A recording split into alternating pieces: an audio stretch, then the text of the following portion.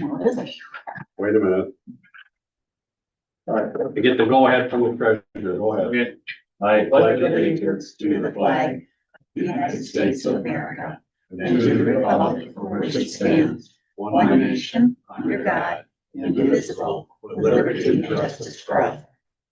I just want to make sure you weren't this. I didn't pass you. He didn't see you, so. Long story. I would have given you right. Approval of the agenda, there's only one thing on the agenda is the property in Pierport. So I don't know if I should leave. I got public comment. I'll just go ahead. Anybody? Yeah, Dan. Yeah, I have one. I just want to say I'm not opposed to acquiring land for parks, but my opinion is I don't think this particular property should be taken off the tax roll. It's, according to the listing, it's 0.77 acres. I believe it's an RR4. So the requirement for a building permit without a variance is 1 acre. So the parcel's basically not developable. So in effect, it's more or less serving as a park already.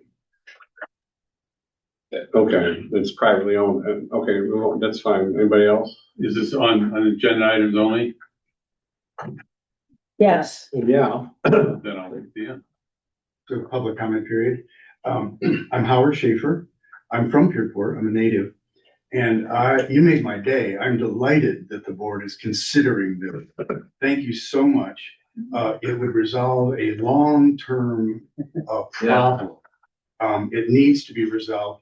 I would be happy to serve, although I will not now, serve as a sort of a historical vernacular resource for what happened when old Uncle George Schaefer intended to deed it to the township. Something happened and we won't go there, but I've always looked at that as a wrong that could be righted. I think it's a fabulous thing for Manistee County and particularly for township now. We are not a sleepy little township anymore. It's a hot place. Our guests come here and they go there at the end of a county road. It's on the map saying Old Faithful, see beautiful Pierport Beach. And then they get there and there's not really enough room to accommodate the cars and the people. 100 feet, or I think it's about 100 feet more, let's just say, is huge on Lake Michigan shoreline now. It's a huge deal for public access. Pierport, to me, being a native, has always felt sort of like an orphan of the township. We're in the North Township, and to have the board here, the supervisory board, attend to this matter is just fantastic. Thank you for that consideration. My last comment is that if it should come to pass, or if there's a struggle, I volunteer to do a couple things. I'll help with anything you need from a volunteer. And if it comes to pass, I will help clean, as long as I'm alive, the park, because I'm there. And I can get other volunteers to also assist in maintaining the property. Please consider this. Please proceed with this. It's an idea and an opportunity we must not miss. Okay, Thank you. Son. Appreciate it. No, good. Okay, so. We've got public comment. Oh, go ahead. Someone online? Hang on, yeah, somebody's got their hand raised. Go ahead, Chris. All right, thank you. My name is Chris Knapp. I own a property at 2892 High Street there in Pierport. And my wife and I recently purchased it with our family and saw this property listed for sale. And I think the board and the community has truly a once in a lifetime opportunity to preserve a piece of property that will be considered for the public good for lifetimes to come. I think it's also an opportunity to preserve the character of Pierport, which is desirably sleepy, if I might say so. It's the kind of property where it will enable the public to access one of the hidden gems of northern Michigan, and I'm hopeful that whatever plan there is kind of recognizes that whatever public space is created there is created with the idea of preserving natural habitat on the land and enhancing it, and not with the idea that we're trying to create a larger parking lot or massive new attraction, but more that we're preserving the character that has made that area and that beach so special for so many generations. Thank you. Thank you. Is there anybody else that's online that would like to make a comment? If so, either unmute yourself or raise your hand and I'll unmute you.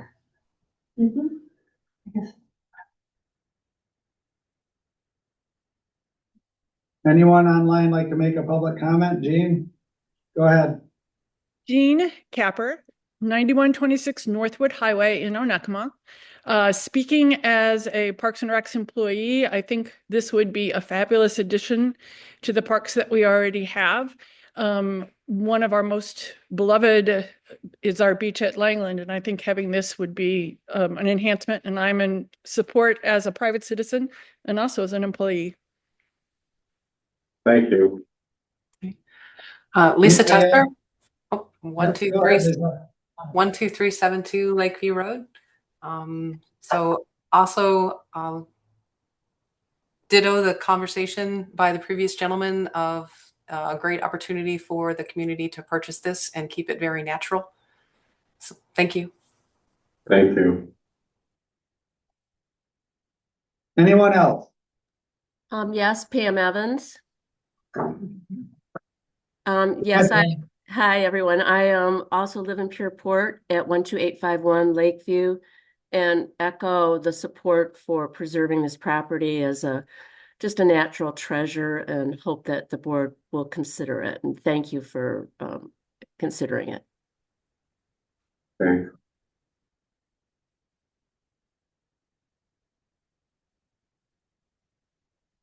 Go ahead. I think we're done I on think that's everything. online. Anybody else going? Yeah. Go on online. We have somebody in the audience. Michelle Urban on Bayview. I am speaking as a person who has been on the committee, the Parks and Recreation Committee, for 7 years, which right now is the longest term. Since I've been around, and I noticed in prior minutes, there's always been the desire in surveys consistently for more water access and more beach access. And the problem was we never had a way to create more beach. So this is an opportunity that could meet that stated need through surveys over the decades. Okay. I am in support. Thank you. Don, I think that's everybody, right? So obviously the purpose of this was for us to consider putting in an offer. I was informed this morning by the seller's agent that they would not accept an offer from the township if the property was going to be put in public trust. So that would mean if we purchased it, they wouldn't even accept an offer from us. So my opinion is I would have liked to have written one, and probably still could if you'd actually wanted to turn something in, but that's what I was informed. They want to see a house full there.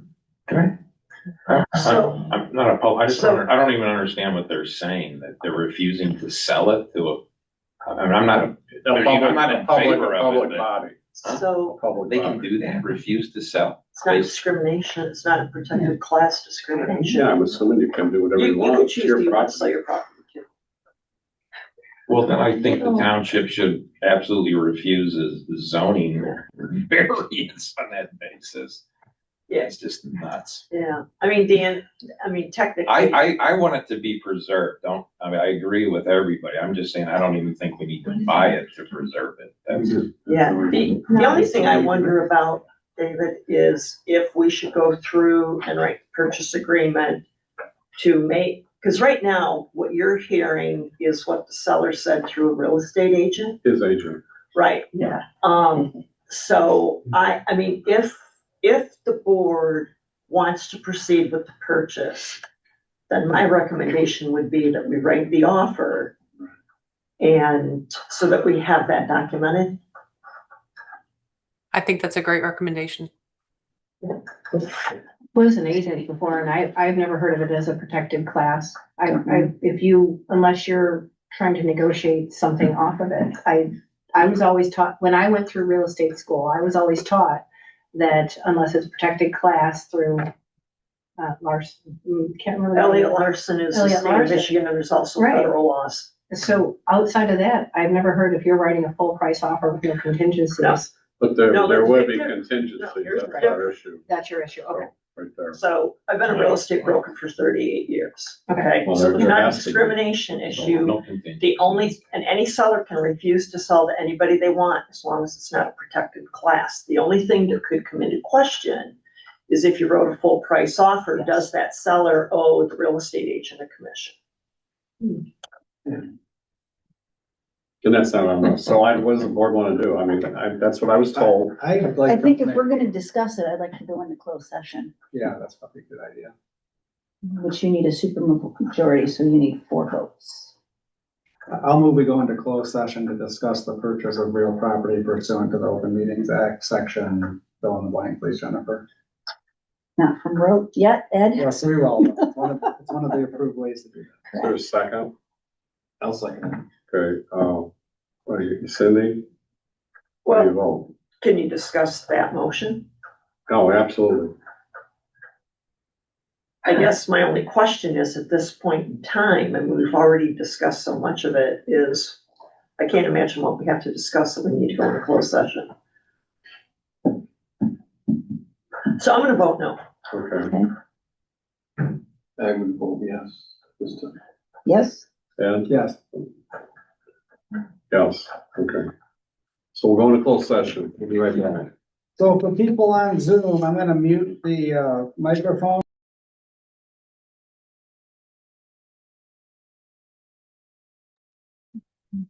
When we come back out, the meeting will reconvene. Thank you.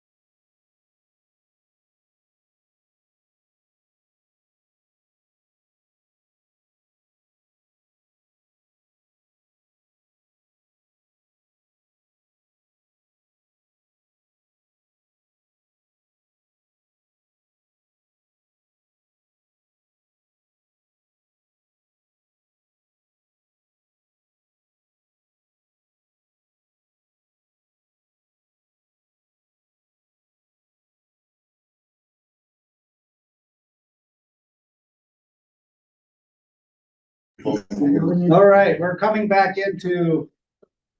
Yeah, open. Supervisor.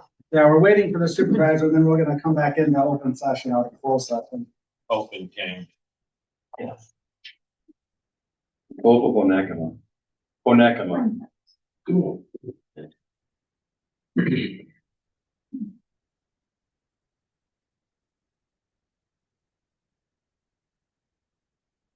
One church is a mass they take up. There's a bunch of old Catholic church there.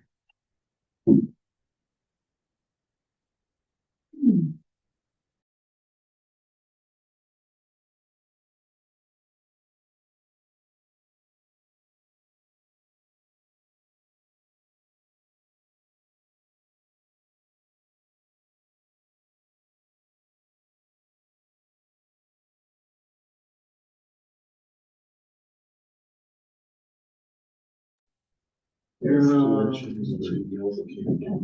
will know what those are. Cindy will know what that's called, right? Safe Harbor.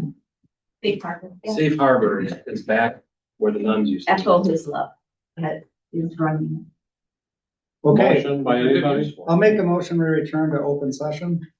Second that. Okay, all in favor, say aye. Aye, opposed, that's carried. Okay, wishes of the board. Okay. I will make a motion. I don't have the parcel number. Yes, I do. 6111. No, I've got it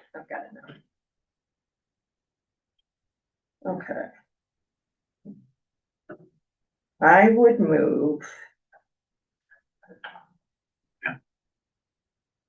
that we enter into a purchase agreement for property commonly known as 13 Mile Road. It's a legal description of lot 14, parcel number of 51-11-580-014-00 in the amount of $500,000 with a $10,000 earnest money deposit payable upon acceptance of the offer, with the following contingencies. The offer is subject to obtaining funding in the amount of $450,000 from sources other than Onekama Township. It is subject to an appraisal that supports the $500,000 purchase price. It is subject to a phase 1 environmental site assessment.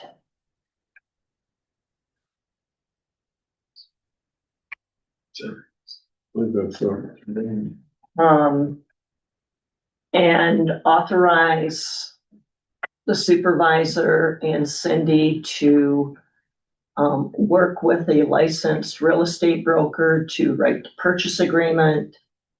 And once completed, authorize the supervisor to execute the document. Okay.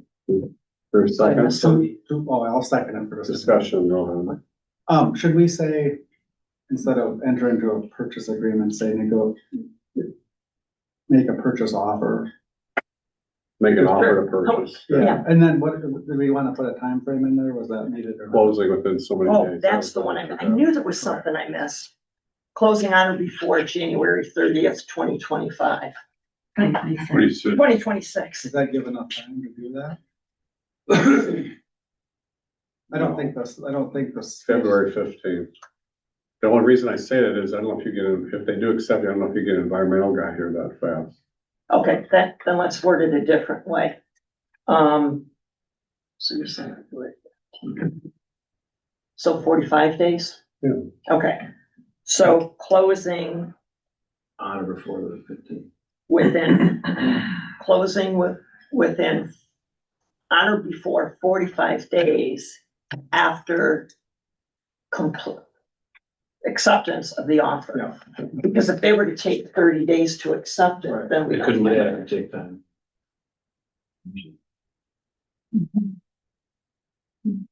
Okay, any other discussion?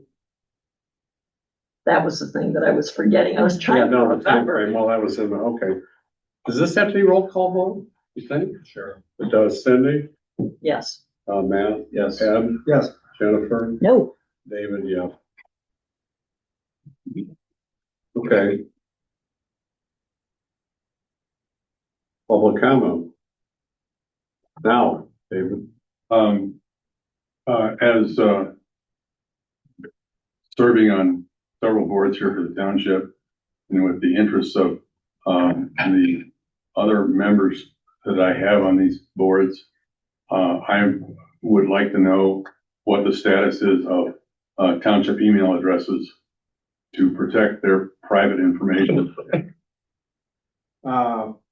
We need to sort that, so that's on me. I mean, it's been 2 years now, Ed, Right, that but you've I been don't, sorting. okay, I don't think we have consensus on whether or not the chairs of each of these committees want to funnel all the emails through them to save the township a whole bunch of money. That never got decided. If we want to have an email address for every board and commission member, we can do that. It's going to cost us quite a bit of money. If we want to have the emails funnel through the supervisor or through the chair of each of them, and those get archived, it saves money. So that decision was never made. Well, my point is that if I get an email address and then I have correspond with Beata Hunt on the planning commission, and I correspond with Gene Capper on the plan, well, let's not use Gene. Chris Forth on the planning commission, and we get into a contentious issue, and there's a FOIA request for all documentation from any member of the planning commission. Now you're basically asking Beata and Chris to turn over their entire email accounts. No, you're not. Yes. No, you're not. If it's a FOIA, all you have to give them are the records. If it's a subpoena, that's different. But my point is, I'm happy to get a proposal. I think the best practice is to have every board and commission member have an email, and when they leave, then you reassign that to somebody else. And then we have to pay for the archiving, so that the clerk can do the searches for the FOIA. And there's a cost to that, and I'm happy to get that proposal, but we hadn't decided whether or not we wanted to do it that way, or we wanted the emails to go through the chairs. And if the board, if there's a consensus to say, yeah, we'll do it that way as a best practice, I can get those numbers probably for the next meeting. It's pretty quick process. Yeah. I don't know what the consensus of the board is. I guess we should at least look at it that way. Well, how would it work the other way if it went all through the chair? Well, What's different? you would not have to have those email addresses, the township email addresses for the board and commission members, because any correspondence regarding that committee would have to copy the chair, and that email gets archived. So it's just a way to save money. But that's a policy thing, and people might forget to do that, so there's the risk there. Yeah, and my recollection may be different. I know you've been working with it, but I thought we had already talked about that. But regardless, I would support having all committee members and chairs having an email address. And at least looking at the numbers. Yeah. Okay. Is it that expensive? I don't know, I have no idea. It's not inexpensive, Okay. but it's probably a best practice, so. All right. And just one other thing for new committee members who come along, that we subscribe somehow to this VC3 with these training courses that have to be completed, and they're all about cybersecurity and phishing scams and that. And lo and behold, I get this email from VC3, and I have no idea who they are. But I'm supposed to click here. It would have been nice if I could have been told, oh, by the way, you will be getting training information to complete now that you're on such and such a board, or. Well, okay, sure. We can do a better job. VC3 contracts that stuff out, and you'll get, they send spoof emails to try to see if you're listening and doing the training. That's how the program works. But how do I know the one from VC3 isn't spoof? Well, if you've gone through the training, you would know. You can look at the address on it. But I don't even know who VC3 is. Okay. Yeah. We've talked about it a lot of times. Maybe you haven't been in the meeting. VC3 is the township's IT provider. Yeah. And they use KnowBe4 is the service they use to do training for that sort of thing. So now you know.